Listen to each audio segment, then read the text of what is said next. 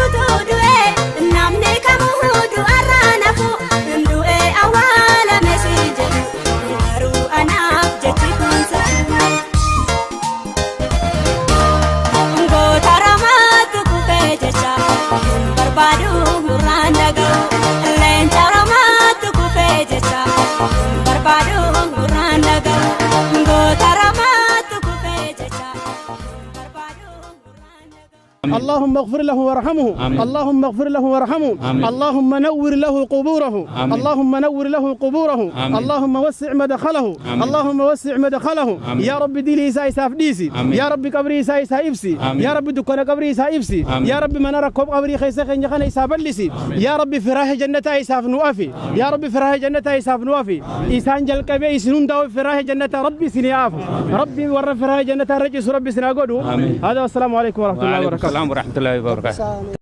sirna awwaalcha isaanii kanarratti kan argaman waahillan qabsoo fi hiriyoottan isaanii seenaa obbo Jamaal Abdul Qaadir ilaalchisee akkanatti dabareedhaan ibsan.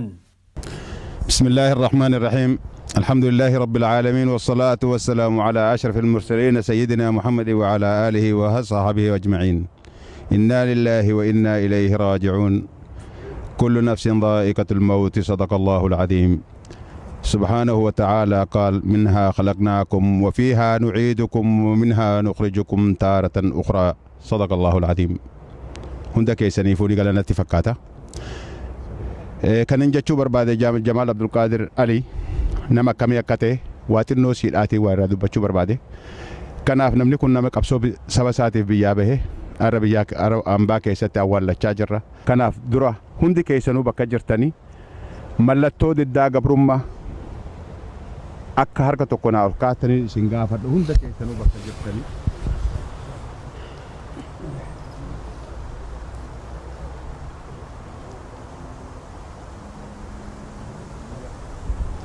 هدو قالتو ماني سننجا جمال عبد القادر نما كم يكته هندي كيسنوني بيت النتفقاتا نما دبتو نما كوني متي الرجة ميني نما كسيتي نما كان فكينيا بيا أمبات أول لشاجرة نما كم يكتره ولله أمني كينيا يروبا يدافول ولنهبنو كانوا جمال عبد القادر كندالتنا نو بيا بالتي برا ترباتا ما كيس رورو دافي ميدا أمة رومو رجايات ريرا كان كاي إسافي وري سفكاتن حاج أبدا غرادوتي وري هو غرمن بيا سوماليتي ديماني نما كمان تمالكا ومنيتي حالي موتمان سومالي زياد بري يرو سنت أمة رومو آتي بلما قلتي حال الدادات ريرا كان كاي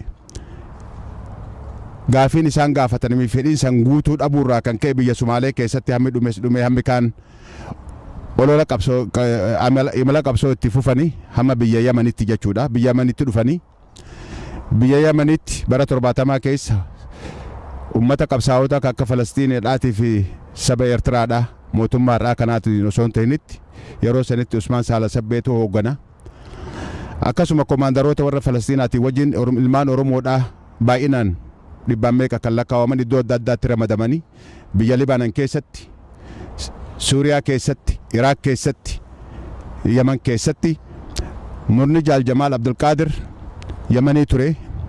Yamanii keessatti qabsoo itti fufanii akkasuma warra biyya Yamanii keessa jiraachaa turan akka Jaal Elemoo Qilxuutti ifitti makuudhaan eega leenjii isaanii fixatanii murni Elemoo Qilxuudhaa isaan dura warra bahe biyya Sumaaleerraa biyya Yamaniirraa biyya galanii Jaal Jamaal Abdulqaadirii fi warroottan jaallan biraa Jaal Jaarraa Abbaa Gadaa dabalatee murna lammataati jechuudha biyya Oromiyaa galuudhaaf imalli isaan godhan san bakkaan ga'uu hin dandeenye qabamanii waggoottan meeqa biyya Sumaalee keessatti mootummaa Ziyaad Barreetiin dararaan adda addaa irra gayaa turte walumaan beeynasanis namni kun nama qabsoodhaaf bahe eega haalli sun isaan mudatee biyya sanii gallakkisanis takka hamilee kutees qabsoo isaarraa uf booda deebi'ee hin beeku. Eega biyya tanallee dhufne warri isa dura dhufee fi jaallan isaa namoota tokko maqaan dha'uun dirqama jaallan qabsoodha. Jaallan qabsoo kan biyyaa kaanni kufanii kaan numa jiru karuu jaallan qabsoodhaa ka biyya tana keessatti wal baran kaakka obbo Muusaadha. Muusaa Haashim jaallan qabsoo kaakka obbo Baqqalaa kaakka Dr. Shaanuudha warroottan biraa kan haftan hundinuu kaakka Muusaa Tufaadha warroottan biraa kaakka Juneedii Haamid har'aan tana Jarman irraa dhufanii as jiranii jaallan qabsooti jechuudha yeroo duriitiif irraa kaase. Har'aan tana Jamaal Abdulqaadir qabsaa'ota warra qabsaa'otaa keessaa tokko akkuma warra Elemoo Qilxuutii fi warroottan biraa qabsoo Oromoo keessatti beekamanirra warra beekamaa tokko.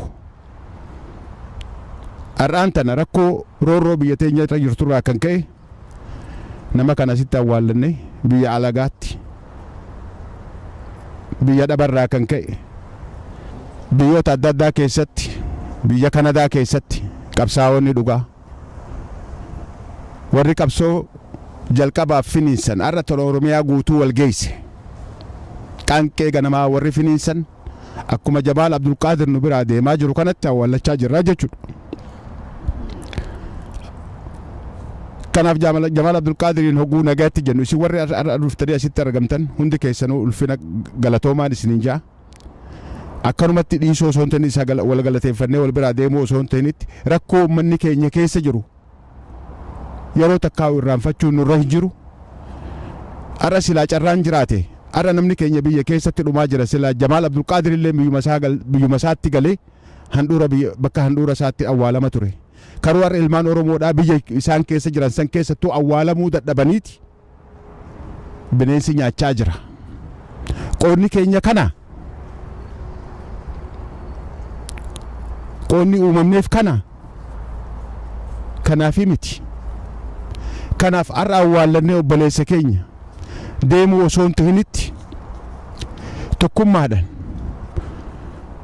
rakkoo tana itti sararuu bakka itti godhuu qabna. Yoo tanan taanetti har'aan tana nuti warra isa awwaallannee galu bolu carraan keenyaa jechuudha. Nutis akkanumatti awwaalamuudhaa deemna biyya ormaatti. Kanaaf Jamaal Abdulqaadir nagaatti jechaadha. Jamaal Abdulqaadir kophaan nu dhiisee hin deemne wanni takkittiin nama gammachiisu haadha manaasaa obboleettii teenya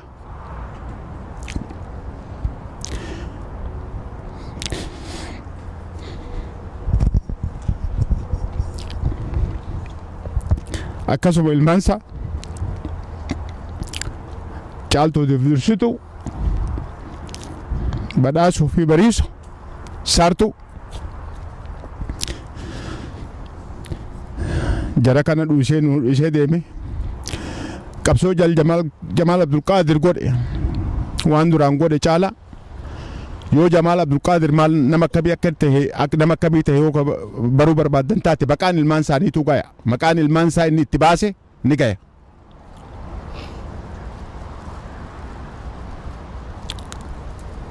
Hoguu qabsoo uummataatiif godhu qabsoo aadaa qabsoo eenyummaadhaatiif ilmaan kanas maqaa akkanaatti moggaasuunsa isaa isiis ta'e Waliyyaa Abdootiis ta'e Jamaalis ta'e qabsoo fi hawwii isaan ilmaan Oromoodhaatiif qaban jaalala uummata Oromoodhaatiif isaan qaban kuni kan mul'isuu jechuudha.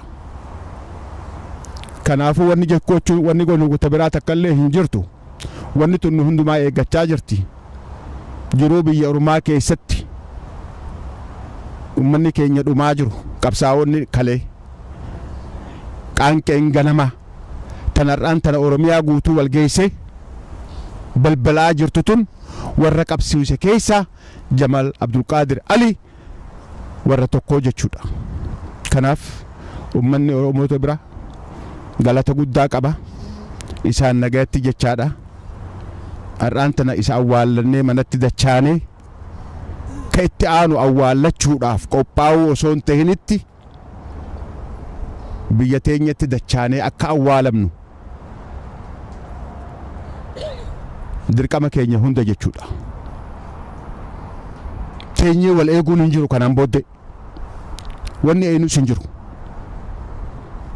Kanumaan isiniin jechuu barbaada. Hedduu galatooma ulfaadhaa Jamal Abdulqaadiriif jannataa fi maatii isaatiif jiruu gaarii badhaadha. Ammas kan irra deebi'ee jiru ijoolleen isaanii as jiru na dhagayu waliin jirra waliif jirra wal bira jirra haala jiru hundumattuu isin bira jirra. Qabsoo abbaan keessan kaase dhiittaa dhala namaa saamicha dhala mirga namaa fakkeenya gaarii isiniif lafa kaayee deeme ulee inni isinii kenne san fakkii inni isinii ta'e Jamaal Abdulqaadir biyya tanallee eega dhufe takkaa harka kennatee hin beeku jiruu moo'achuudhaaf nama qabsoo hadhootu gochaa ture. Akkasuma kanan isaanitti dhaammadhu kararraa maqan jechuu osoo hin ta'initti akkuma ifii abbaan isaa Jamaal Abdulqaadir keessatti dhala namaa kan hacuucamuuf keessatti abaqaale Jamaal Abdulqaadiris ilmaan isaa hunda keessattuu abaqaale jechuudha. Ilmaan isaa duwwaa osoo hin ta'initti warra ilmaan isaaniitti dabalaman ilma isaanii honkaan soddaa isaanii Ahmad Gisheetis akkasuma Rabbi sabrii isinii haa kennu isaaniin jechaadha. Ilmaan Oromoo hunda keessanuuf Rabbi sabrii isinii haa kennu jechaadha. Ulfaadhaa galatoomaa karuu wanni isiniin jechuu ammallee irra deebi'ee jiru isin jenereeshinni warri yaangiin amma jirtan kun dirqama abbootiin keessan lafa kaayan akka uleessan fudhattanii tokkummaadhaan wal qooduun gandummaan amantiin osoo hin ta'initti kan amma biyya keessaa calaqqisaa jiru kan gaafa qabsoon jalqabdes akkasitti jalqabde. Harargee irraa Arsii keessatti lolaa ture Arsiitu Harargee keessatti lolaa ture. Haalli yeroo darban kana keessa ture amma san keessa illee deddeebi'uuf jechuu kooti tokkummaa ilmaan Oromoo warri qaanqee gadama qabsiisan daandii isaan irra nuu kaayan san daandii san qabannee deemuu qabna. Kanaaf hedduu galatoomaadha. Injifannoon ta'u uummata Oromoodhaati. Qabsaawaan ni kufa. Qabsoon itti fufti. Hedduu galatoomaan isiniin jedha. Oda bubatani hidale gava gusgi kawe gava tuski oda bubatani abba gava ngaroro gode gava himalam magaga yung gava jarsuma oda bubatani ala gava konko waan isaan walbeenu irraa isinitti dubbachuu barbaada. Wanni isaan walbeenu gaafa dura hidhaa bahee biyya Jarman ture Berliiniin achi karaa Jarmaniin mana kiyya na bira dhufee Amsterdamitti ji'a 3 mana kiyya taa'e. Wanni inni naa himaa ture rakkinna mana hidhaatti biyya Barbaraa keessatti argan. Biyya isaa gara 48 galu. Abdulkariim Jaarraa faa Shamtan Shubbisaa faa waliin waggaa 5 hidhaa turan. Akka itti qabaman maali wajjiin qabaman tireenii kaampii milatariitti eka kaampii keessatti tireenii ta'anii waggaa tokko maal akkasii fixan ka'anii gaala sumaaree kireeffatanii karaa biyya Sumaalee keessa gaala kudhan akkana waraana fe'anii soo biyya Sumaalee bulchaa Sumaalee gaafii hin gaafanne biyya keessa dabarreeti waraana kana biyya kana geeffannaa hin gaafanne achi Sumaaleen nu qabdee naan jedhe eessa isin nu nama akkanaati soo biyyi keessa deemaa jirtan tun biyya namaati maaliif hin gaafatinaa parmeeshina meeshaa dila kana hunda feetanii baattanii kadeemtaniin jechuun akka kilaashinkoof gosa meeqa wangaalli 10 baatu isinitti himuu hin danda'an achi isa Abdulkariim Jaarraa warri biraa warri ijoolleen Ogaadin illee wajjin jiran natti fakkaata cinaan tokko Oromoo ka cinaan tokko dhiini isaanii Ogaadinii achitti qabamanii achi fuudhanii man hidhaan nu geessanii naan jedhe bakka kana ifaan sa'a 24 hin dhaamuu naan jedhe haga ammaatti haga akira isa beeku haga walagarratti bakka ifaan jiru rafuu hin danda'u naan jedhe waggaa 5 ifaan akkasumatti deema booda huccuu nuu kennuu didanii keeshaa sugarti keessaa dhumte keeshaa waan jedhan hin beeytaniif keeshaa uffatuu turre jedhe asii gaditti marxoo godhanne gara waggaa 2 guyyaa oorruu aramaa oollaa jedhe oguu biyya kana dhufe namni isa beeku hin beeku kun asitti oorruu qaba Jamaal gaafa san akkasitti akaafaan lafa qotuu kana dinnichaa yookaan shunkurtii wannaa kan achitti bare guyyaa oorruu qotaa oolanii dinnichaa shunkurtii kana goraa oolanii halkan akkasitti ifaan hin dhaamu halkan illee akkamitti rafta kanarratti hirriba guyyaa yoo manna bira dhufu yoo akkas jedhu saa booddee hin hirkannaa yookaan yoo gachiifna jenne ani rafuu hin danda'u guyyaa maali ifnana gartee ifnana kanaafi naan jedhe akkasitti gaafa kaan hidhaa waggaa 5 duubaan nu gallakkisanii 70 irraa haga 75tti takkaa jedhe namni hamma waliin hidhamnee sun hunda ganamaa galgala wanni walitti dubbannu dhaabbii keenya kana ka baaneef kana har'as borus deemnus bakka biraatis irratti duuna malee akkasitti haga jiruu kennaa waan kana bira dhaabannee bakkaan geenna malee irraa hin dhaabannu irraa hin dhiifnu jedhee waan akkasii kana natti guyyaa wal agarraa'e haga beekutti gaa taarika akkanaa kana keessa nama ture jiruu akkasii sanitti wal agarree achirratti wal barre ani gabaabatti ka jechuu barbaadu akkummoo gabbisaanuu jedhe isa abboonni duraan qabsoo jalqaban kana haga dandeenye bira dhaabannee bakkaan gahu wanna hundarraa jabduun wanna ani jechuu barbaadu tokkummaadha tokkummaa malee gaafa nama 5 asitti walitti qabannee tokkummaa waa tokko taanee ijaarsa Oromoo ka jedhamu Awurooppaa kana keessatti uumnee turre sanumatu jabaatee kun qacceen isii as geettee eega namni kun hundi akkanatti heddummaatee dhufe jabduunis ammallee yoo tokkon taane bakki tokko tageennu hin jiru haa jabaannu haa tokko taanu tokkummaan haa deemnu qabsoon itti fuftiin hundinuu warra bilisummaa rabbinu haa godhu an gabaabatti haganuma jechuu barbaada fayyaa ta'a.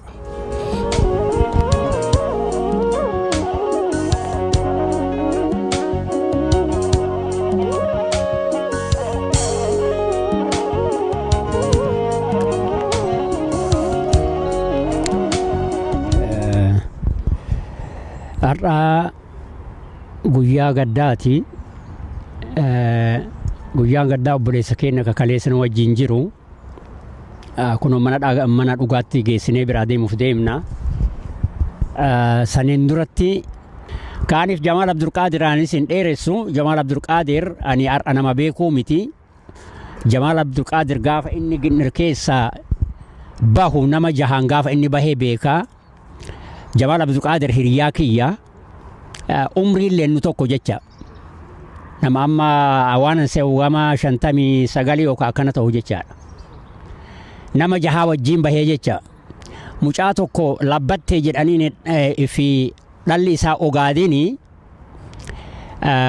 nama isa wajjin bahee jecha nama 6 bakki illee ginnir keessaa hiika sooyidaa jedhanii hiika sooyidaa ka dur warri ginnir keessa jiraatan yoo jiraatan hin beeku achitti halkan waliin turre jecha ani barataa kifili 8tti gaafas bahee jecha Jamaal an arran beeku Jamaal akka bahee seenaa jarri dubbatan an dheeressuun barbaadu akkuma jarri jedhan kana maayirratti gaafa xumura leenjii waraanaa baratanii biyya keenyatti al seenuuf deemanii nama Ramadaan biraa kufee jecha wanni guddaan yeroo musiibaan akkanaa galtu kana kophaa gadi baanee waa jechuu osoo hin taane yeroo akkanatti fayyaa qabnu wal too'achuun keenya baay'ee barbaachisaadha kana hundi keenya ifirratti haa beeknu jechuu barbaadeeti yeroo maraayyuu ima dubbataa waytaan fayyaa qabnu wal yaadachuun keenya barbaachisaa wal to'achuun keenya barbaachisaa. Obboleessa keenya takkaahu abbaa keenya Jamaal Abdul Qaadir wareegamuullee jechuu ni dandeenya. Hadha nu biraa boqotuu isaaniitii fi baay'ee gadda guddaan nutti dhagahama. Haa ta'u akkuma namni marri jedhee ijjannoo ha'a jennaan ha'a jennaan jedha Jamaal haga agarreetti.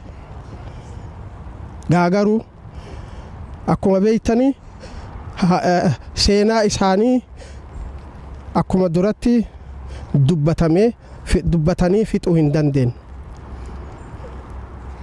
Seenaa isaanii warrummaan qara dubbatetti achumatti irraa deebina. Akka biraa yaa uummata keenya nu marri kennaa ni duunaa ofirratti beeyna akkanumatti lafa taakkuun geennetti biyyuma ambaa keessa deemnee awwaalamna haga yoomitti biyya teenna haa yaannu takkaisi akkam ooltan isin hundinuu akkas walitti wal bira dhufne obboleessa keenya anaaf eegan biyya kana dhufe naman dura bare Muusaa wajjin Jamaal Abdul Qaadir akka obboleessa hangafaattan ilaala. Yeroon dadhabe nu mana barumsaa qormaata fixe Jamaal biratti baqadhee dhufe aara galfadhan ture. Namootiin hedduun haasa'aniiru jecha Oromoo tokko isin hundinuu hin beektu natti fakkaata waan jechuu barbaadu. Waan jireenya namaa keessatti waa sadiitu jira jedhu namni tokko nu dhalatu. Waan duraatiif waan dhumarraa abbaan sun hin beeku. Waan lammaffaa garuu hin beeka. Maal inni kuni gaafa namni dhalatu aadaa biyya keenyaattis haa ta'u aadaa biyya faranjiittis haa ta'u gammachuudha namni haadha isaa dhaqee ililchee akka aadaa keenyaatti gammachuudhaan mucaa dhalate sana yookiin intala dhalate sana sima. Kun abbaan sun hin beeku. Inni lammaffaan gammachuun kan inni argamu namni tokko jireenya isaa keessatti argatu gaafa fuudhu jaartii gaafa fuudhu gaafa naqate haadha manaa fuudhu cidhatu qophaa'a namni waliin nyaataa waliin gammadaa abbaan sunis qooda fudhataa jechuudha hin beeka san. Sadaffaan jireenya namaa keessa yennuu namni tokko du'u yenoo namni tokko du'u kunoo akkas nama beeynu kana nama guddaa keenya nama waa'ee qabsoo qooda isaa namni hundi haasaameera keessa deebi'uun barbaadu akkas dhufnee eddeen hin jirretti eddeen hin beeynetti isa geggeessuudhaan wal argine jechuudha. Kan wal geenye immoo Jamaal waggaa 30 ol gara waggaa 36 meepil keessa jiraata. Namootiin meepiliin jiranu namni isan beekne hin jiru. Kana sadanan akka Oromootti isin yaadachiisuu barbaada. Haa ta'u malee haasaa koo afaan dachiitiin hin qopheesse. Onze Jamaal heeft zijn land verlaten om strijd tegen onrecht, dominatie en onderdrukking van het Oromo-volk. Hij was een van de eerste jonge Oromo's die vertrok om een legeropleiding te volgen om in de guerrilla-strijd mee te vechten. Hij ging met andere Oromo's naar Somalië, via Somalië naar Aden, Zuid-Jemen en daarna naar Syrië. Hij heeft de opleiding succesvol afgerond en was onderweg naar Oromia in Ethiopië om zijn strijd te voeren tegen de regering van Haile Selassie. Zij waren vanuit Zuid-Jemen, van Aden, naar de havenstadje in Somalië gegaan.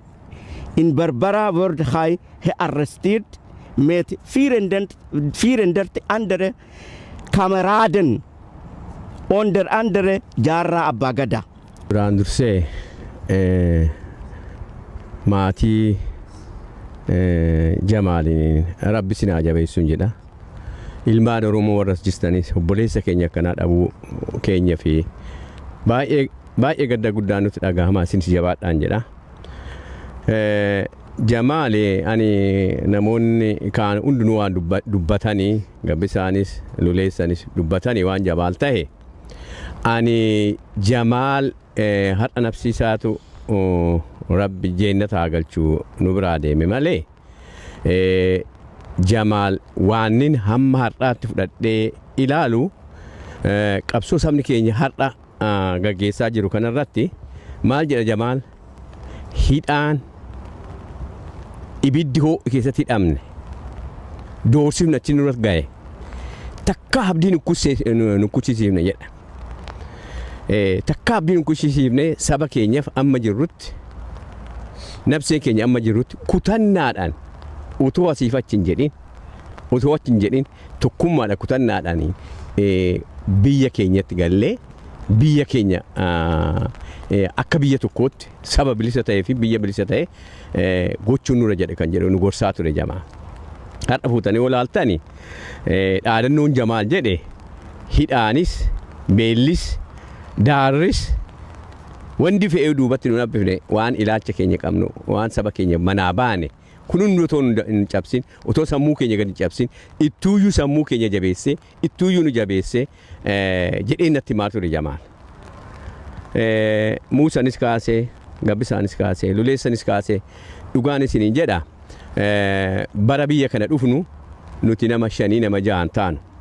Jamaal yoo waa tokko qopheessine hoo jedhe halkanii guyyaa namni dura dhufee iddoo sanatti argame ka'a ijoollee jedhee namni nu kakaase wanni sun amma iddoo dhangatu nu wajjin dhaabbatee kan hojjetaa tokko keessaa kana. Ana kanan kan inni irraanfanne jiru keessatti kutannoo waan ka'eef namni duubatti asii achi hin jenne kutannoo Jamaal qabudha.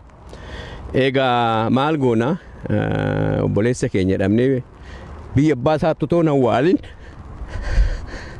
dachee ormaa irratti awwaalu sana qanan biyya abbaa keenyatti gallatoo jedha.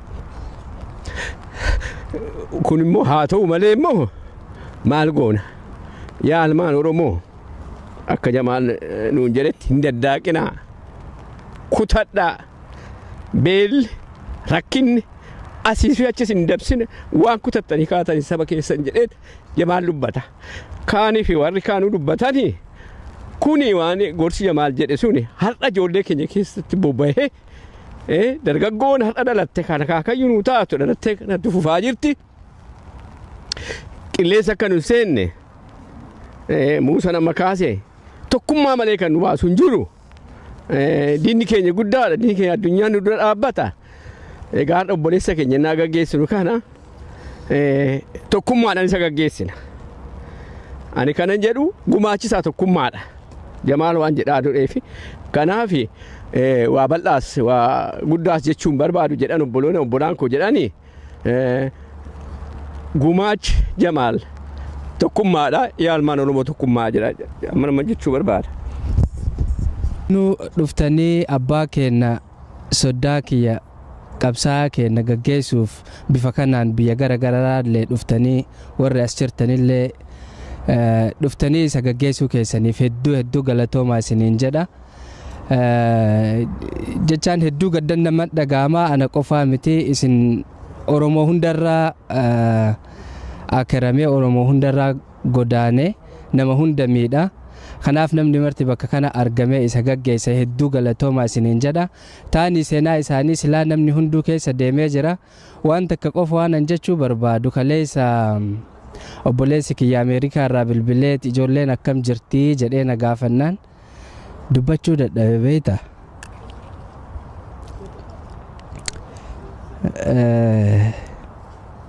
Abbaa taaniif qofa abbaa miti. Abbaan gariin dhugamaan abbaa. Ijoolleen tun qullaa ta'utu itti dhagahame itti dhiheenya jaalalanii ijoollee qabu santu hedduu adda ture. Ijoollee san keessaa takka jaartitii waan taateef maal laan jette arrabbooma fedhinarraa fudhatu. Garuu abbaa kiyyaa miti jette beekta. Akka malee namatti ulfaataa homaa gochuu hin danda'anii hedduu galatoomaa isiniin jedha.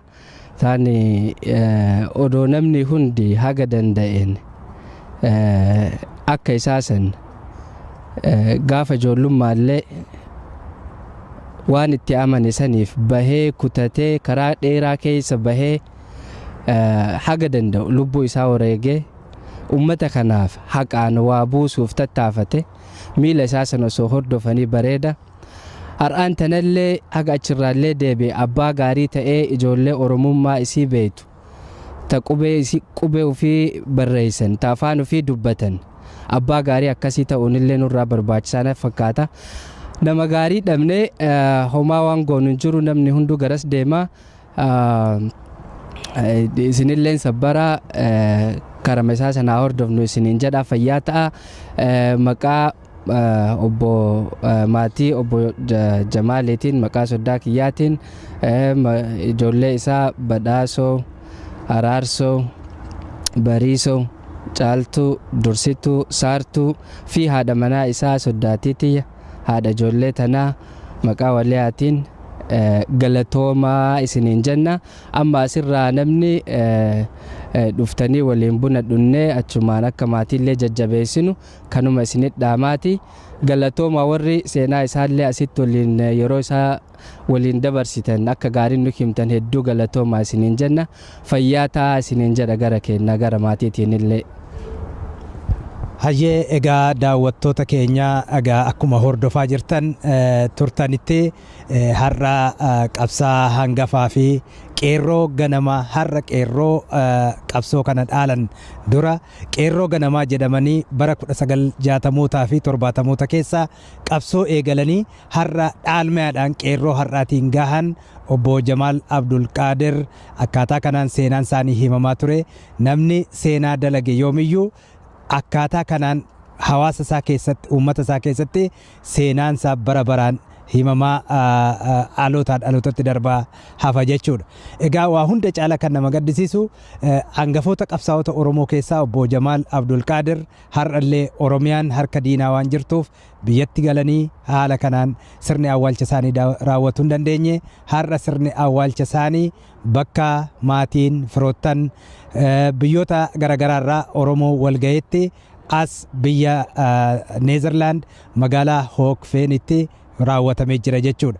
Egaa seenaa isaan dalagan akkaataan kanaan dhalootatti ka darbaa deemuu fi qeerroo ganamaa bara 1960mootaa fi 70moota keessa hundeeffame har'a qeerroon haalmaadhaan qabsoo kana akka galmaan ga'u egaa warri taran akkaataa kanaan dhaammataa deemu. Egaa nutis sagantaa qophii addaa sirna awwaalchaa qeerroo ganamaa bara 1970mootaa qabsaa'ota hangafaa obbo Jamaal Abdul Qaadir ilaalchisee isinii qopheessine kanumaan goolabnee jirra. Turtii dansaan isiniin jedha.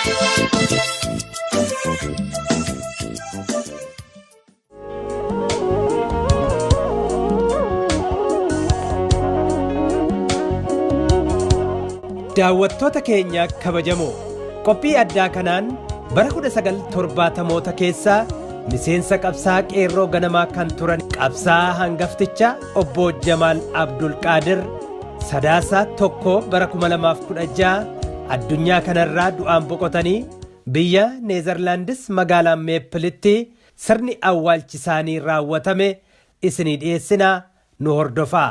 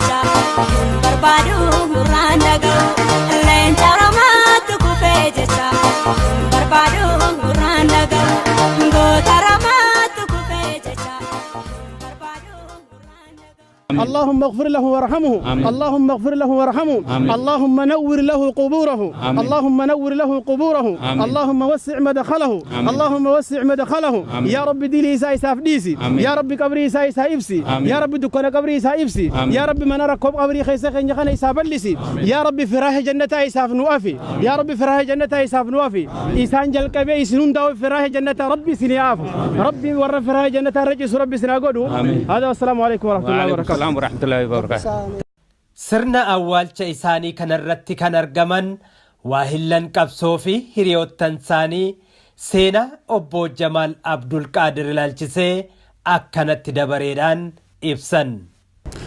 بسم الله الرحمن الرحيم الحمد لله رب العالمين والصلاة والسلام على أشرف المرسلين سيدنا محمد وعلى آله وصحبه أجمعين إنا لله وإنا إليه راجعون كل نفس ذائقة الموت صدق الله العظيم سبحانه وتعالى قال منها خلقناكم وفيها نعيدكم ومنها نخرجكم تارة أخرى صدق الله العظيم هندك يسنيفوني قال أنا تفكاتا كان نجتشو برباد جمال عبد القادر علي نما كم يكته واتنو سيراتي وارد بتشو برباد كان أفنمني كنا مكابسو سبع ساعات بيابه عربية أمبا كيسة أول لتشاجرة كان أف درا هندي كيسنو بكجرتني ملتو ددا قبرما akka harka tokko na kaatanii isin gaafadhu hunda keessanuu bakka jirtanii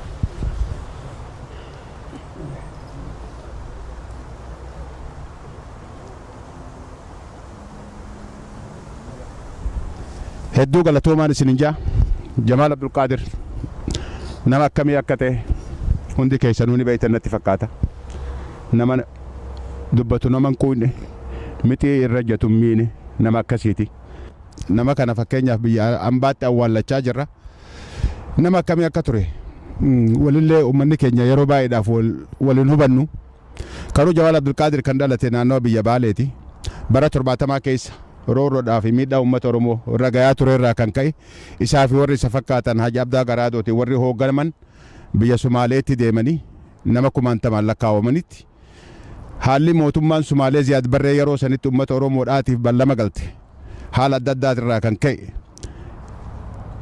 gaafiin isaan gaafatanii fedhiin isaan guutuu dhabuurraa kan ka'e biyya Sumaalee keessatti hammi dhume hammi kaan olola qabsoo imala qabsoo itti fufanii hamma biyya Yamanitti jechuudha biyya Yamanitti dhufanii biyya Yamanitti bara 70 keessa ummata qabsaa'ota akka Falastiineedhaatii fi saba Eertiraadhaa mootummaadhaa kanaatu osoo hin ta'initti yeroo sanitti Usmaan Saalasabbeetu hooggana akkasuma komaandaroota warra Falastiinaati wajjin ilmaan Oromoodhaa baay'inaan dhibbaan meeqa kan lakkaawaman iddoo adda addaatti ramadamanii biyya Libaanan keessatti Suuriyaa keessatti Iraaq keessatti Yaman keessatti murni Jaal Jamaal Abdul Qaadir Yamanii ture Yamanii keessatti qabsoo itti fufanii akkasuma warra biyya Yamanii keessa jiraachaa turan akka Jaal Elemoo Qilxuutti ifitti makuudhaan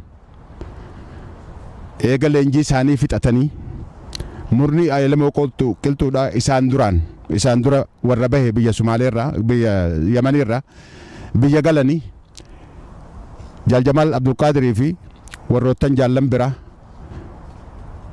Jaal Jaarraa Abbaa Gadaa dabalatee murna lammataati jechuudha biyya Oromiyaa galuudhaaf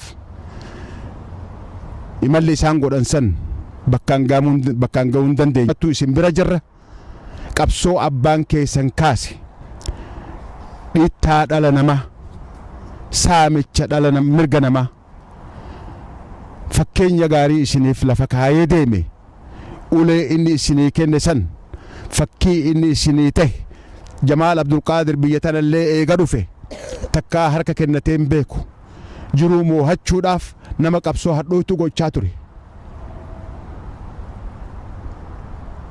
akkasuma kanan isaanitti dhaammadhu kararraa maqan jechuu osoo hin ta'initti akkuma ifii abbaansaa Jamaal Abdul Qaadir keessatti dhala namaa kan hacuucamuuf keessatti abaqaale Jamaal Abdul Qaadiris ilmaansaa hunda keessattuu abaqaale jechuudha ilmaan isaa duwwaa osoo hin ta'initti warra ilmaan isaaniitti dabalaman ilma isaanii honkaan soddaa isaanii Ahmad Gisheetis akkasuma rabbi sabrii isinii haa kennu isaaniin jechaadha. Ilmaan Oromoo hunda keessanuuf rabbi sabrii isinii haa kennu jechaadha.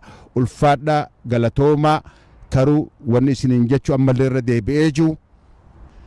Isin jenereeshinni warri yaangiin amma jirtan kun dirqama abbootiin keessa lafa kaayan akka uleessan fudhattanii tokkummaadhaan wal qooduun gandummaan amantiin osoo hin ta'initti kan amma biyya keessaa calaqqisaa jiru kan gaafa qabsoon jalqabdes akkasitti jalqabde. Harargee irraa Arsii keessatti lolaa ture, Arsiitu Harargee keessatti lolaa ture. Haalli yeroo darban kana keessa ture amma san keessa illee deddeebi'uuf jechuu kooti tokkummaa ilmaan Oromoo warri qaanqee gadama qabsiisan daandii isaan irra nuu kaayan san daandii san qabannee deemuu qabna. Kanaaf hedduu galatoomaadha. Injifannoon ta'u uummata Oromoodhaati. Qabsaawaan ni kufa. Qabsoon itti fufti. Hedduu galatoomaan isiniin jedha. Oda buufatanii hidhaalee gaafa gusgii kawwee gaafa tuskii oda buufatanii oda buufatanii abbaa gaafa ngarooroo godee gaafa shimalaa godee gaafa shimalaa magaagayuu gooba jaarsummaa oda buufatanii haala gaafa konkoo. Waan isaan wal beeynu irraa isinitti dubbachuu barbaada. Wanni isaan wal beeynu gaafa dura hidhaa bahee biyya Jarman ture Berliiniin achi karaa Jarmaniin mana kiyya na bira dhufee Amsterdamitti ji'a 3 mana kiyya taa'e. Wanni inni naa himaa ture rakkinna mana hidhaatti biyya Barbaraa keessatti argan. Biyya isaa gara 48 galu. Abdulkariim Jaarraa faa Shamtan Shubbisaa faa waliin waggaa 5 hidhaa turan. Akka itti qabaman maaliin wajjiin qabaman tireenii kaampii milatariitti eeka kaampii keessatti tireenii ta'anii waggaa tokko maalaan akkasii fixan ka'anii gaala Sumaalee kireeffatanii karaa biyya Sumaalee keessa fa'aan gaala 10 akkana waraana fe'anii soo biyya Sumaalee bulchaa Sumaalee gaafii hin gaafanne biyya keessan keessa dabarreeti waraana kana biyya kana geeffannaa hin gaafanne achi Sumaaleen nu qabdee naan jedhe eessa isin nu nama akkanaati soo biyyi keessa deemaa jirtan tun biyya namaati maaliif hin gaafatinaa parmeeshina meeshaa dila kana hunda feetanii baattanii ka deemtaniin jechuun akka kilaashinkoof gosa meeqa wangaalli 10 baatu gaa isinitti himuu hin danda'u. Achi isa Abdulkariim Jaarraa warri biraa warri ijoolleen Ogaadin illee wajjin jiran natti fakkaata ka cinaan tokko Oromoo ka cinaan tokko dhiini isaanii Ogaadinii achitti qabamanii achii fuudhanii mana hidhaan nu geessanii naan jedhe. Bakka kana ifaan sa'a 24 hin dhaamuu naan jedhe. Haga ammaatti haga akira isa beeku haga wal agarratti bakka ifaan jiru rafuu hin danda'u naan jedhe waggaa 5 ifaan akkasumatti deema. Booda huccuu nuu kennuu didanii keeshaa sugarti keessaa dhumte keeshaa waan jedhan hin beeytaniif keeshaa uffatuu turre jedhe asii gaditti marxoo godhanne gara waggaa 2 guyyaa oorruu aramaa oollaa jedhe. Oguu biyya kana dhufe namni isa beeku hin beeku kunoo asitti oorruu qaba Jamaal. Gaafa san akkasitti akaafaan lafa qotuu kana dinnichaa yookaan shunkurtii wannaa kana achitti bare.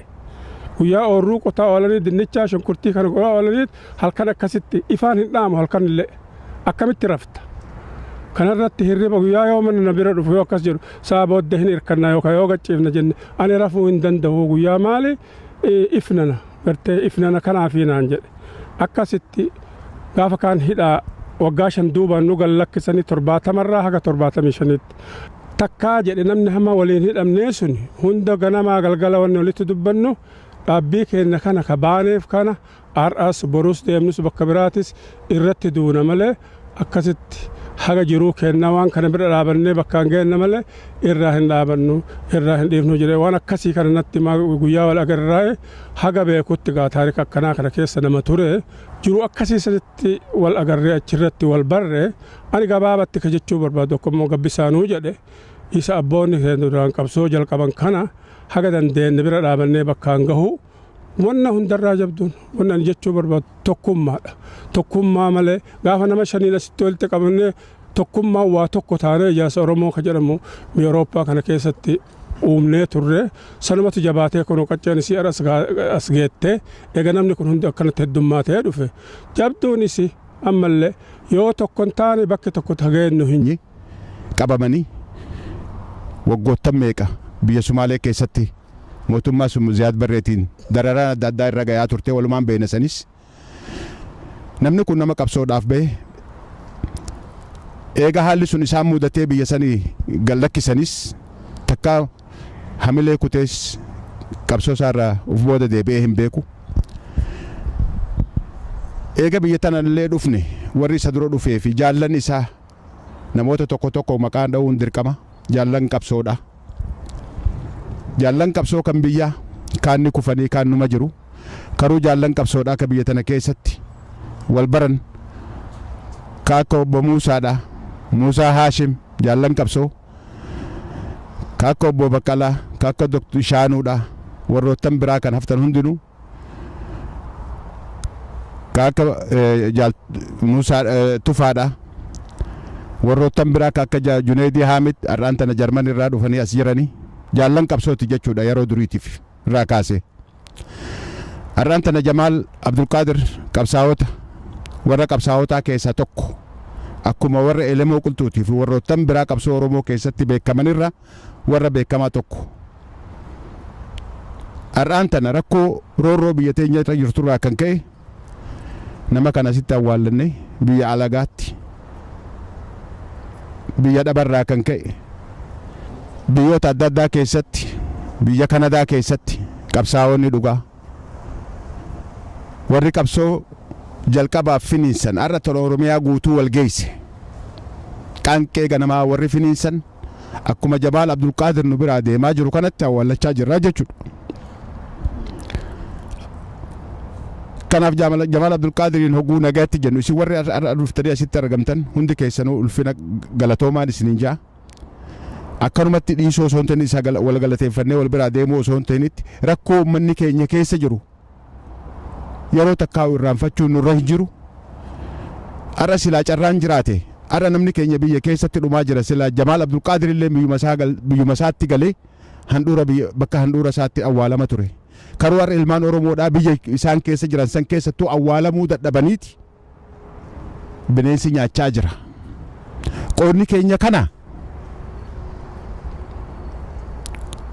qoonni uumamneef kanaafi miti. Kanaaf har'a awwaallannee obboleessa keenya deemuu osoo hin ta'initti tokkummaadhaan rakkoo tana itti sararuu bakka itti godhuu qabna. Yoo tanan taanetti har'aan tanuuti warra isa awwaallannee galu bolu carraan keenyaa jechuudha. Nutis akkanumatti awwaalamuudhaa deemna biyya Ormaatti. Kanaaf Jamaal Abdulqaadir nagaatti jechaadha. Jamaal Abdulqaadir kophaan nu dhiisee hin deemne wanni takkittiin nama gammachiisu haadha manaasaa obboleettii teenya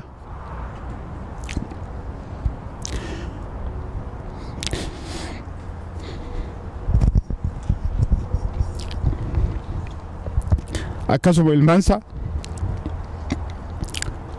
caaltuutiif dursitu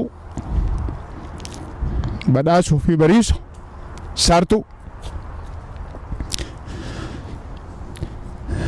jara kana dhiisee deeme qabsoo Jamaal Abdulqaadir godhe waan duraan godhe caala yoo Jamaal Abdulqaadir maal nama akkamii akka ta'e yoo baruu barbaaddan taate maqaan ilmaan isaaniitu gaya maqaan ilmaan isaa inni itti baase ni gaya.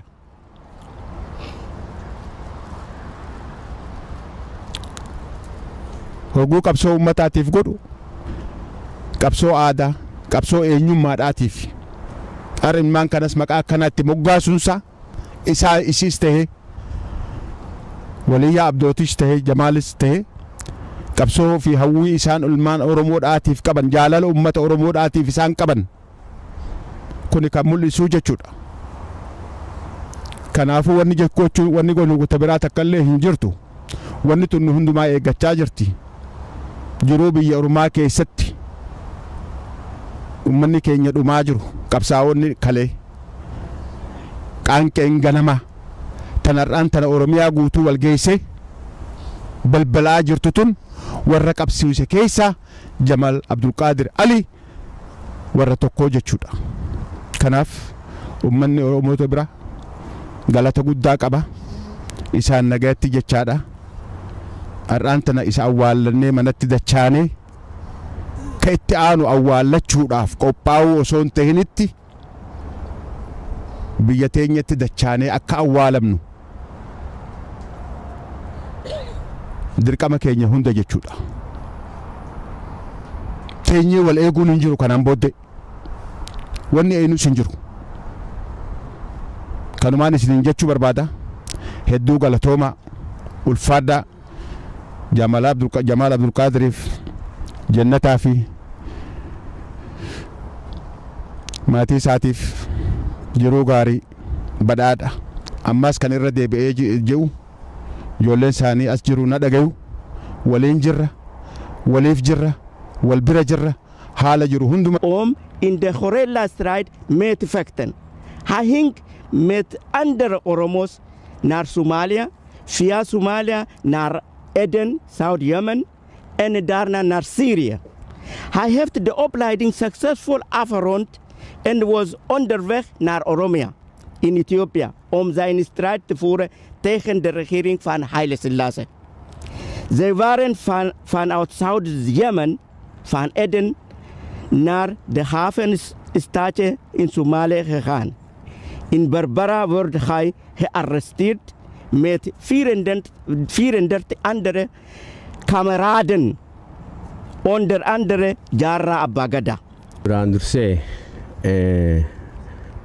maatii Jamaaliin rabbi sinaa jabeessuun jedha. Ilmaan Oromoo warras jirtanis obboleessa keenya akkanaa dhabuu keenya fi baay'ee gadda guddaan nutti dhagahamaa isinis jabaadhaan jedha. Jamaali ani namoonni kaan hundinuu waan dubbatanii gabbisaanis luleessanis dubbatanii waan jabaal ta'e ani Jamaal har'a nabsiisaatu rabbi jeennataa galchuu nu biraa deeme malee Jamaal waanin hamma har'aatti fudhadhee ilaalu qabsoo sabni keenya har'a gaggeessaa jiru kanarratti maal jedha Jamaal hidhaan ibiddi hoo keessatti hidhamne doorsifni achi nurratti ga'e takka abdii nukuchisiifne jedha. Takka abdii nukuchisiifne saba keenyaaf amma jirrutti nabseen keenya amma jirrutti kutannaadhaan utuu asiif achi hin jedhin tokkummaadha kutannaadhaan biyya keenyatti gallee biyya keenya akka biyya tokkootti saba bilisa ta'ee fi biyya bilisa ta'e gochuun nurra jedhe kan jedhu nu gorsaa ture Jamaal. Har'a fuutanii olaaltani dhaadannoon Jamaal jedhe hidhaanis beellis daarris wandi fe'ee duubatti nu nabbifne waan ilaalcha keenya qabnu waan saba keenya manaa baane kunun otoo nu cabsin otoo sammuu keenya gadi cabsin ittuuyyuu sammuu keenya jabeessee ittuuyyuu nu jabeessee jedhee natti himaa ture Jamaal. Muusanis kaasee gabbisaanis kaasee luleessanis kaasee dhugaan isiniin jedha bara biyya kana dhufnu nuti nama 5 nama 6 taanu. Jamaal yoo waa tokko qopheessine hoo jedhe halkanii guyyaa namni dura dhufee iddoo sanatti argame ka'aa ijoollee jedhee namni nu kakaase wanni sun amma iddoo dhangattu nu wajjin dhaabbatee kan hojjetaa tokko keessaa kana. Ana kanan kan inni irraanfanne jiru koo keessatti kutannoo waan ka'eef namni duubatti asii achi hin jenne kutannoo Jamaal qabudha. Egaa maal goona obboleessa keenya dhabnee biyya abbaa isaatti otoo hin awwaalin dachee ormaa irratti awwaalu isaan qanan biyya abbaa keenyatti gallatoo jedha. Kun immoo haa ta'u malee immoo maal goona yaa ilmaan Oromoo akka Jamaal nuun jedhetti hin daddaaqinaa kutadhaa beelli rakkinni asii fi achis hin dabsine waan kutattanii kaatanii saba keessan jedheet Jamaal dubbata. Kaanii fi warri kaanuu dubbatanii kuni waan gorsi Jamaal jedhe suni har'a ijoollee keenya keessatti bobba'ee dargaggoon har'a dhalatte kana kaakayyuu nuu taatu dhalattee kanatti fufaa jirti. qilleensa kan hin seenne Muusaa nama kaasee tokkummaa malee kan nu baasu hin jiru. Diinni keenya guddaadha. Diinni keenya addunyaan nu dura dhaabbata. Egaa obboleessa keenya naa gaggeessinu kana tokkummaadhaan isa gaggeessina. Ani kanan jedhu gumaachisaa tokkummaadha. Jamaal waan jedhaa dureefi kanaaf waa bal'aas waa guddaas jechuun barbaadu jedhan obbolaan koo jedhani gumaachi Jamaal tokkummaadha. Yaalmaan Oromoo tokkummaa jedha amma jechuu barbaada. Nu dhuftanii abbaa keenya soddaa kiyya qabsaa keenya gaggeessuuf bifa kanaan biyya garaagaraa illee dhuftanii warri as jirtanillee dhuftanii isa gaggeessuu keessaniif hedduu galatoomaa isiniin jedha. Jechaan hedduu gaddan nama dhaga'amaa ana qofaa miti isin Oromoo hundarraa akaramee Oromoo hundarraa godaanee nama hunda miidha. Kanaaf namni marti bakka kana argamee isa gaggeessa hedduu galatoomaa isiniin jedha. Taani seenaa isaanii silaa namni hunduu keessa deemee jira. Waan takka qofa waan jechuu barbaadu kaleessa obboleessi kiyya Ameerikaa irraa bilbileet ijoolleen akkam jirtii jedhee na gaafannaan dubbachuu dadhabe beekta.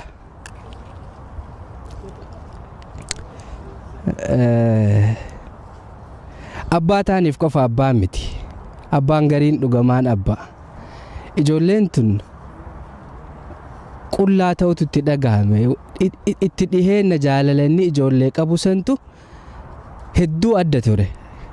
Ijoollee san keessaa takka jaartitiyya waan taateef maal laan jette arrabbooma fedhinarraa fudhatu. Garuu abbaa kiyyaa miti jette beekta. Akka malee namatti ulfaataa homaa gochuu hin danda'anii hedduu jiru. Haa jabaannu haa tokko taanu tokkummaan haa deemnu qabsoon itti fuftiin hundinuu warra bilisummaa rabbinu haa godhu. Gabaabatti haganuma jechuu barbaada. Fayyaa ta'a.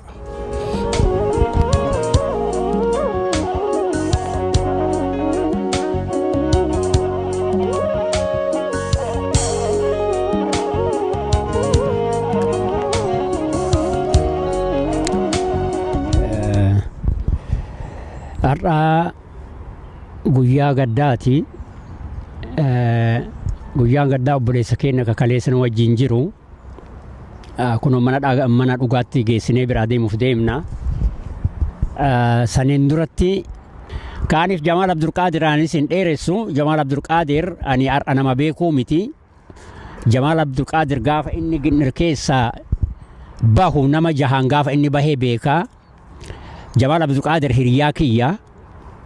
Umriin leennu tokko jecha. Nama amma waan seewwama 59 yookaan akkana ta'u jechaadha. Nama jahaa wajjin bahee jecha. Mucaa tokko labbattee jedhanii fi dhalli isaa ogaadini nama isa wajjin bahee jecha nama jaha. Bakki illee ginnir keessaa hiika sooyidaa jedhanii hiika sooyidaa ka dur warri ginnir keessa jiraatan yoo jiraatan hin beeku. Achitti halkan waliin turre jecha ani barataa kifilii 8 gaafas. Gaafas bahee jecha Jamaal an arran beeku. Jamaal akka bahee seenaa jarri dubbatan an dheeressuun barbaadu akkuma jarri jedhan kana maayirratti gaafa xumura leenjii waraanaa baratanii biyya keenyatti al seenuuf deemanii nama Ramadaan biraa kufee jecha. Wanni guddaan yeroo musiibaan akkanaa galtu kana kophaa gadi baanee waa jechuu osoo hin taane yeroo akkanatti fayyaa qabnu wal too'achuun keenya baay'ee barbaachisaadha. Kana hundi keenya ifirratti haa beeknu jechuu barbaadeeti. Yeroo maraayyuu nama dubbataa waytaan fayyaa qabnu wal yaadachuun keenya barbaachisaa wal too'achuun keenya barbaachisaadha. Obboleessa keenya takkaahu abbaa keenya Jamaal Abdulqaadir wareegamuullee jechuu ni dandeenya. Hadha nu biraa boqotuu isaaniitiif baay'ee gadda guddaan nutti dhagahama. Haa ta'u akkuma namni marri jedhe ijjannoo ha'a jennaan ha'a jennaan jedha Jamaal haga agarreetti. Gaagaruu akkuma beeytanii seenaa isaanii akkuma duratti dubbatamee dubbatanii fixuu hin dandeenye. Seenaa isaanii warrummaan qara dubbatetti achumatti irraa deebina. Akka biraa yaa uummata keenya numarri kennaa ni duunaa ofirratti beeyna akkanumatti lafa tanatti lafa taakkuun geennetti biyyuma ambaa keessa deemnee awwaalamna haga yoomitti. Biyya teenna haa yaannu. Takkaisi. Akkam ooltan isin hundinuu. Akkas walitti wal bira dhufnee obboleessa keenya anaaf eegan biyya kana dhufe naman dura bare Muusaa wajjin Jamaal Abdul Qaadir. Akka obboleessa hangafaattan ilaala. Yeroon dadhabe nu mana barumsaa qormaata fixe Jamaal biratti baqadhee dhufe haara galfadhan ture. Namootiin hedduun haasa'aniiru jecha Oromoo tokko isin hundinuu hin beektu natti fakkaata waan jechuu barbaadu. Waan jireenya namaa keessatti waa sadiitu jira jedhu namni tokko nu dhalatu. Waan duraatiif waan dhumarraa abbaan sun hin beeku. Waan lammaffaa garuu hin beeka. Maal inni kuni gaafa namni dhalatu aadaa biyya keenyaattis haa ta'u aadaa biyya faranjiittis haa ta'u gammachuudha namni haadha isaa dhaqee ililchee akka aadaa keenyaatti gammachuudhaan mucaa dhalate sana yookiin intala dhalate sana sima. Kun abbaan sun hin beeku. Inni lammaffaan gammachuun kan inni argamu namni tokko jireenya isaa keessatti argatu gaafa fuudhu jaartii gaafa fuudhu gaafa naqate haadha manaa fuudhu cidhatu qophaa'a namni waliin nyaataa waliin gammadaa abbaan sunis qooda fudhataa jechuudha. Hin beeka san. Sadaffaan jireenya namaa keessa yennuu namni tokko du'u Yenoo namni tokko du'u kunoo akkas nama beeynu kana nama guddaa keenya nama waa'ee qabsoo qooda isaa namni hundi haasa'ameera keessa deebi'uun barbaadu akkas dhufnee eddeen hin jirretti eddeen hin beeknetti isa gaggeessuudhaan wal argine jechuudha. Kan wal geenye immoo Jamaal waggaa 30 ol gara waggaa 36 meepil keessa jiraata. Namootiin meepiliin jiranu namni isan beekne hin jiru. Kana sadanan akka Oromootti isin yaadachiisuu barbaada. Haa ta'u malee haasaa koo afaan dachiitiin hin qopheesse. Onze Jamaal heeft zijn land verlaten om strijd tegen onrecht, dominatie en onderdrukking van het Oromo-volk. Hij was een van de eerste jonge Oromo's die vertrok om een legeropleiding te volgen